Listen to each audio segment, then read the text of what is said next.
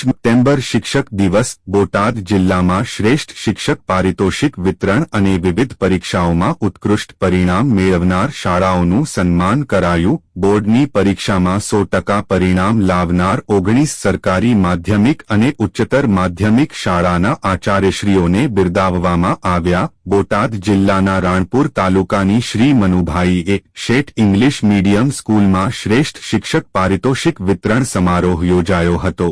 આ કાર્યક્રમમાં બોટાદ જિલ્લા પંચાયતના પ્રમુખ શ્રી જેઠીબેન પરમાર, બોટાદ જિલ્લા વિકાસ અધિકારી શ્રી અક્ષય બુડાનિયા, શિક્ષણ સમિતિના ચેરમેન શ્રી, નગર પ્રાથમિક શિક્ષણ સમિતિના ચેરમેન શ્રી તેમજ વિવિધ પદાધિકારીઓ અને તમામ માન્ય સંઘોના હોદ્દેદારો ઉપસ્થિત રહ્યા હતા। બોટાદ જિલ્લા કક્ષાના તેમજ તાલુકા કક્ષાના શ્રેષ્ઠ શિક્ષકોનું મહાનુભાવોના હાથે સન્માન કરવામાં આવ્યું હતું। તેમજ માર્ચ 2025માં ધોરણ 10 અને ધોરણ 12ની બોર્ડની પરીક્ષામાં 100% પરિણામ લાવનાર 19 સરકારી માધ્યમિક અને ઉચ્ચતર માધ્યમિક શાળાના આચાર્યશ્રીઓનું વિશેષ સન્માન કરવામાં આવ્યું હતું। આ ઉપરાંત વિશેષ પ્રતિભા ધરાવતા 15 વિદ્યાર્થીઓને પ્રોત્સાહિત કરવામાં આવ્યા હતા। જિલ્લાની વિવિધ 33 જેટલી પ્રાથમિક શાળાઓના બાળકો બાહ્ય પરીક્ષાઓ જેવી કે માં ઉત્કૃષ્ટ પ્રદર્શન કરનારી 23 શાળાઓના આચાર્યશ્રીઓનું મહાનુભાવોના હસ્તે સન્માન કરીને તેમની કામગીરીને આજના શિક્ષક દિને બિરદાવવામાં આવી હતી। મહાનુભાવો દ્વારા ડો સર્વપલ્લી રાધાકૃષ્ણના જીવનકાળને યાદ કરીને બાળકોના ભવિષ્યને ઉજાગર કરવા માટે શિક્ષકોને ગુણવત્તાયુક્ત શિક્ષણ આપવા માટે અભિનંદન પાઠવવામાં આવ્યા હતા। આ સમગ્ર કાર્યક્રમમાં જિલ્લાના શિક્ષણના વડા ડો ભરત વઢેરના માર્ગદર્શન હેઠળ તેમજ બોટાદ નાયબ જિલ્લા પ્રાથમિક શિક્ષણાધિકારી શ્રી પ્રભાતસિંહ મોરી અને જિલ્લા મોડેલ સ્કૂલના આચાર્ય શ્રી વિક્રમસિંહ પરમારની દેખરેખમાં જિલ્લા શિક્ષણની ટીમ દ્વારા ખૂબ જ સુંદર આયોજન કરવામાં આવ્યું હતું।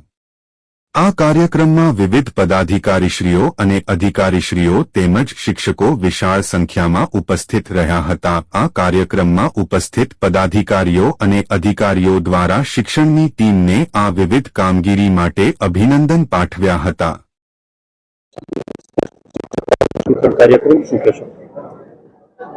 આજે ડોક્ટર સર્વપલ્લી રાધાકૃષ્ણ આપણા પ્રથમ ઉપરાષ્ટ્રપતિ અને દ્વિતીય રાષ્ટ્રપતિ એમના જન્મદિવસે શિક્ષક દિવસની ઉજવણી કરીએ છીએ। જ્યારે બોટાદ જિલ્લાની અંદર શ્રેષ્ઠ શિક્ષકોના સન્માનનો કાર્યક્રમ માન્ય જિલ્લા પંચાયતના પ્રમુખ અને જિલ્લા વિકાસ અધિકારી સાહેબ અને પદાધિકારીઓની ઉપસ્થિતિમાં યોજાયો અને એની અંદર શિક્ષકોનું સન્માન કરવામાં આવ્યું।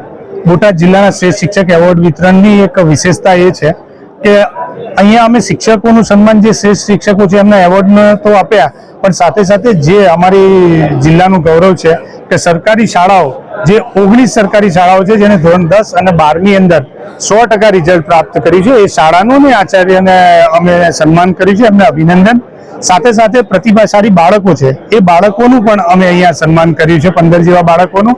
અને સૌથી વિશેષ અલગ રીતે જે કામ છે, રાજ્ય પરીક્ષા બોર્ડ દ્વારા જે CET અને CGMS ની પરીક્ષા લેવામાં આવે છે એની અંદર ઉચ્ચ સારું પરિણામ મેળવ્યું છે અને રાજ્ય પરીક્ષા બોર્ડ દ્વારા 33 જેટલી શાળાઓને અભિનંદન પત્ર પાઠવવામાં આવે છે।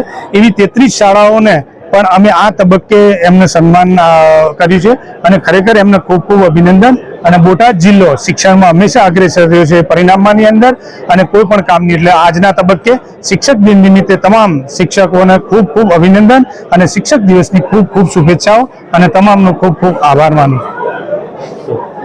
નામ વિપુલસિંહ નરસિંહભાઈ પરમાર, હું શ્રી જલાલપુર પ્રાથમિક શાળામાં સામાજિક વિજ્ઞાન વિષય શિક્ષક તરીકે સેવા બજાવું। આજે શિક્ષણ દિન નિમિત્તે જિલ્લાના શ્રેષ્ઠ શિક્ષક તરીકે આપનું સન્માન થયું, આ ક્ષણ તમારા માટે કેવી હતી? આ ક્ષણ મારા માટે ખૂબ જ યાદગાર છે, જીવનભર યાદ રહે એવી છે અને આ ક્ષણથી મને જે નવાજવામાં આવ્યો છે શ્રેષ્ઠ શિક્ષક એવોર્ડથી, એટલે હું સમસ્ત એડમિનિસ્ટ્રેટિવ સ્ટાફનો આભાર વ્યક્ત કરું છું અને સંપૂર્ણ નિષ્ઠાથી આગળ હું આ જ ડેડિકેશનથી મારું શૈક્ષણિક કાર્ય છે નિરંતર કરતો રહીશ અને આ તકે હું સૌનો આભાર વ્યક્ત કરું છું। અને આજે જિલ્લા કક્ષાએ શ્રેષ્ઠ શિક્ષકનું એવોર્ડ મળ્યું છે, આવતા દિવસોની અંદર શું અપેક્ષા ધરાવો છો? આવતા દિવસોની અંદર જે અપેક્ષાથી વિદ્યાર્થીઓનું જ્ઞાન વધારવાનું કામ જે હું કરી રહ્યો છું એને બેવડા ઉત્સાહથી કરીશ. આનાથી મારી શાળા, મારા વિદ્યાર્થીઓ અને મારો પણ ઉત્સાહ બેવડાયો છે. એટલે આગળ ઉત્તરોત્તર મારા વિદ્યાર્થીઓની પણ પ્રગતિ થાય, મારા શૈક્ષણિક કારકિર્દીમાં મને પણ નવું નવું જાણવા મળે અને વિદ્યાર્થીઓને સારી રીતે હું ભણાવી શકું. આ બાબતે હું ખાસ જાગૃત રહી એવા પ્રયત્નો કરીશ અને મારી શાળા અને મારી શૈક્ષણિક કારકિર્દી બંનેનો વિકાસ થાય, મારા વિદ્યાર્થીઓના જ્ઞાનમાં વધારો થાય, આવા ઉત્તરોત્તર નવા જે કાંઈ ઇનોવેશન છે એ બધા હું કરતો રહીશ.